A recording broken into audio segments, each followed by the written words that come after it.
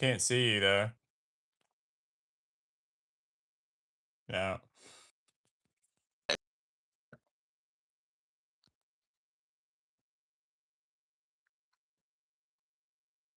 It's doing so good for a second.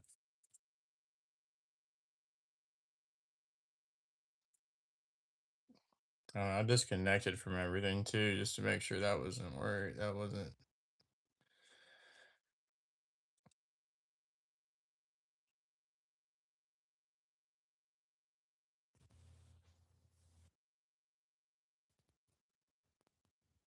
Yeah, I mean we can. Up to you.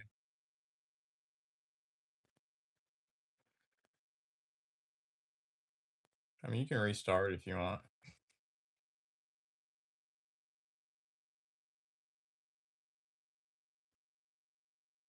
All right. Yeah, man, we were on open primaries, and just kind of discussing that and just kind of, obviously Mississippi operates on an open primary system, and Senator Don Hartness, District 42, just recently won a special election over there. Proposed a bill right at the deadline to get primaries closed here in Mississippi. So there's 14 states that run on open primaries, including Mississippi, 13 that do not. So I think you were just kind of discussing some of the dangers and kind of what's not very good about having a system like that.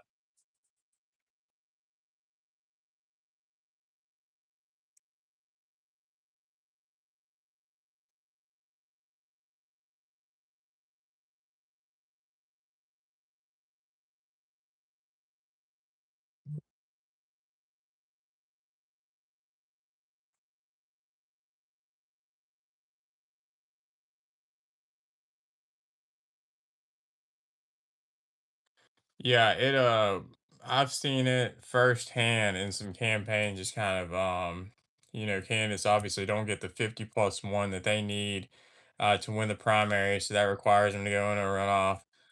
We see voters from all sides, from the Democratic side, from the independent side, really anybody that can be swayed into voting in the runoff, that essentially can cross over.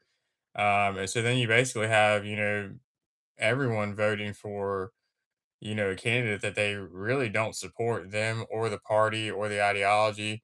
And, this isn't so much just about the party, but it's kind of just like, it's kind of like playing I guess a basketball game, and then just all of a sudden pulling people from outside the stands saying, hey, we'll just come in and get on the team. And instead of being, a 6-on-6, it's going to be a, 25-on-6. So it just really creates an uneven playing field. I think a lot of people argue that it enables kind of like a raid like mentality where voters, like I said, from the opposing party are able to come in and nominate just a weaker or less viable candidate, making it easier for them to win in the general election. And I think I've read some studies that show that crossover voting is kind of more uncompetitive, if you will, because especially in red states where they cross over to impact GOP races. And so it's super, it's an integrity thing. It undermines, I think, party integrity, and it can kind of distort, the true base of a party, leading to like nominees who don't really reflect the core values because, in essence, they're just pulling voters from wherever they can to jump over and make lopsided districts. So that often decides the winners because these crossovers kind of amplify the influence from non-loyal voters, which can be dangerous because whether I've heard rumors and heard some stories of people being paid off to cross over to vote.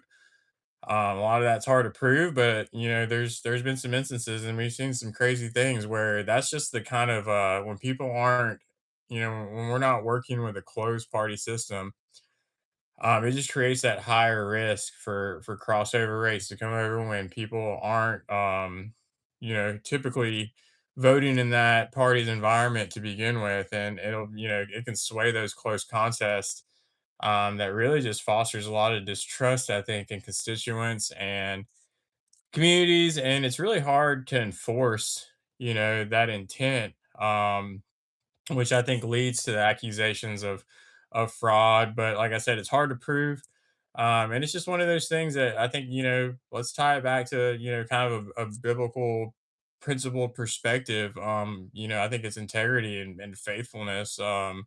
And just kind of trying of avoiding deception in that community environment of making decisions and um, you know, let your yes be yes and your no be no. But I think crossover can kind of dissolve, or excuse me, involve, deceptive participation, if you will. So I'm for these closed primaries. I think, Senator Don is going to have a hard time getting some of the establishment, some of the bigger guys to really push this because, they know that if they see somebody coming up against them who has a good shot, they can always whip out the extra cards from underneath the sleeve to get some crossover votes, don't you think?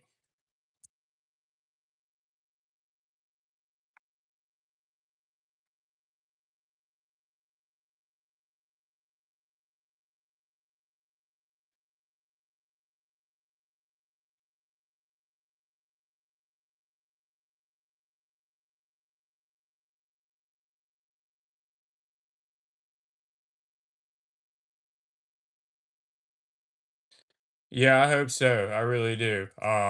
Like you said, I think the ones that are confident in their voting base, I think the ones that are confident in what they're doing, the ones that don't mind being held accountable, and the leadership that that they're taking part in aren't going to have a problem with it. I think it's the guys that know that they're just getting. Um, she says she can't hear Blake at all. I can hear you.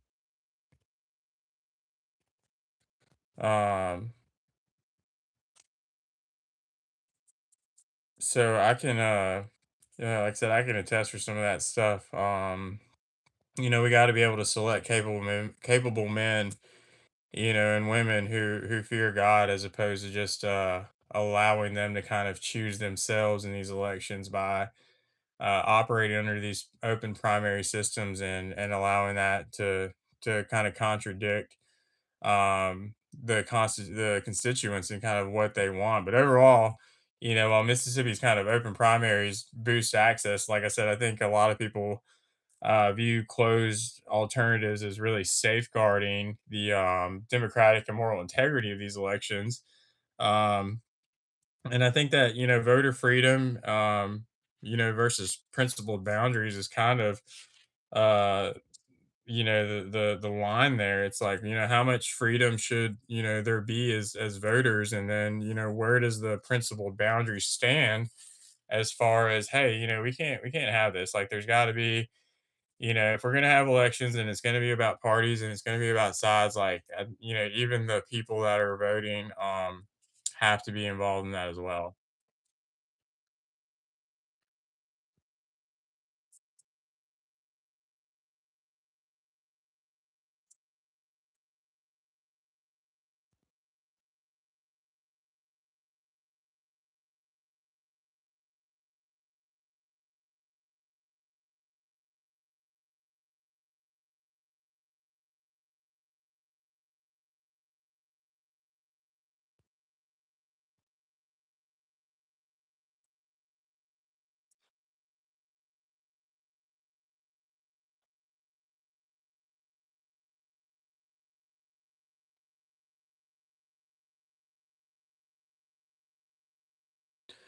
Yeah, especially like we were talking, last week, being the most conservative state in the country, most conservative county um in the state where we live, and then some of the most conservative cities, we should be confident in the base and in the voters. But I think you see it especially in some of the bigger elections in the state, whether they're Senate or, even some of these House seats, you see um, a lot of crossover voting. Like I said, it's hard to prove because you don't know why all of a sudden these people decide to come out. But somebody in a primary, somebody lost by, point 2% or whatever it is, and they just don't get the 50% plus one, then all of a sudden you have like 30, 40, 60,000 people all of a sudden come out of the woodwork and vote for the other guy. It's pretty obvious what happens. They're chasing votes,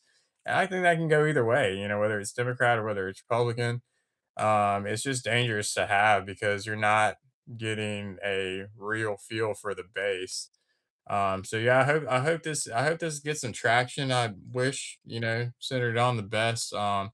It's definitely one of the biggest issue that CCMS is kind of grounding itself on.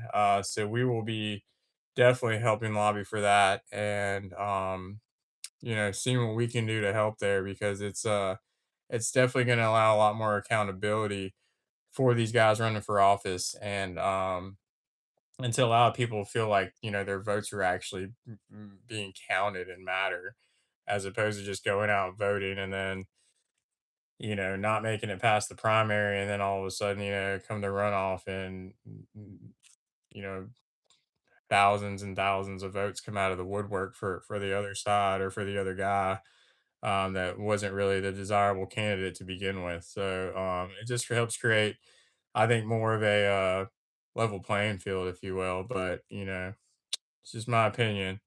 So we'll kind of see where that goes. So, one of the next things we'll talk about, a bill that just came up that's gaining a lot of popularity, here in Mississippi is the Fair Chase Bill.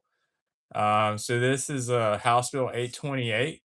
It was introduced a couple days ago, by Representative Justin Keene out of District 6 here in Mississippi. That is up in DeSoto area, titled the Mississippi Fair Chase Act. So it kind of aims to regulate hunting, wildlife management under the banner of ethical fair chase principles, giving game a reasonable escape chance, basically. So currently referred to the House Wildlife, Fisheries, and Parks Committee. It's drawn a lot of sharp opposition from farmers, hunters, and conservatives because let's face it, I mean, this is Mississippi. Everybody and their grandmother and their grandpappy hunts or is an outdoorsman.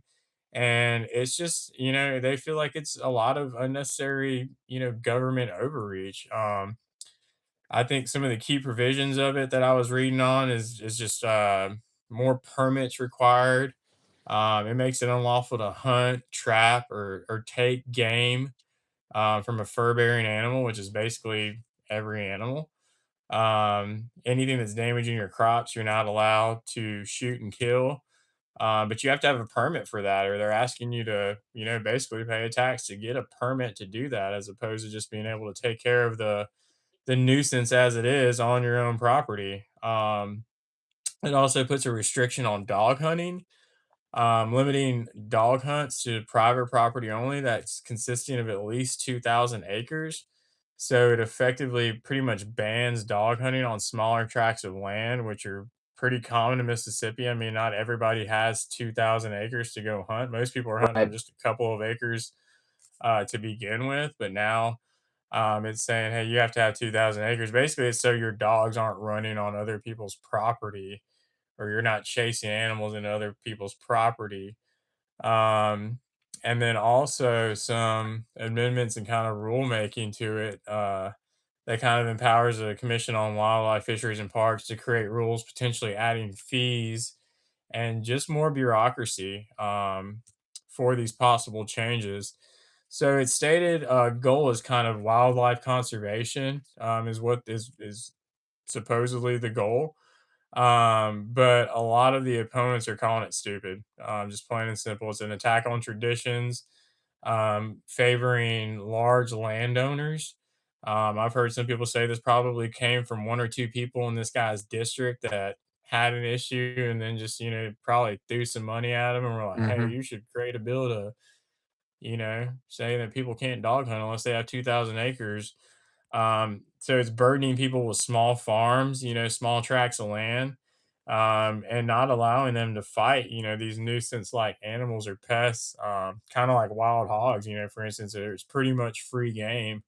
Um, to shoot and kill in Mississippi. But I was reading a stat somewhere where they caused something like $60 million in damage in Mississippi just in hogs. I don't know if that's true or not, but I mean, now it's like, well, now you can't do anything about it. You got to let them like come onto your property and dig through your gardens and the farms and tear up the ground because they do some pretty big damage to it. So, what do you think about that? Are you a hunter? You into this fair chase bill? What do you take of that? Can you hear me?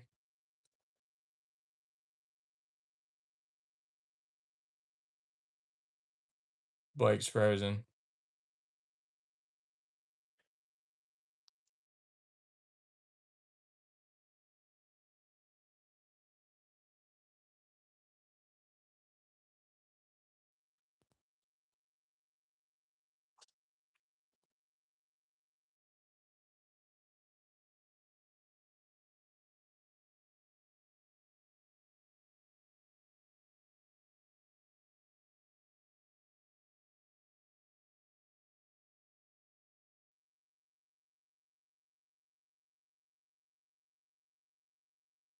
So we'll be back in just a second. We're gonna try to get Blake back on.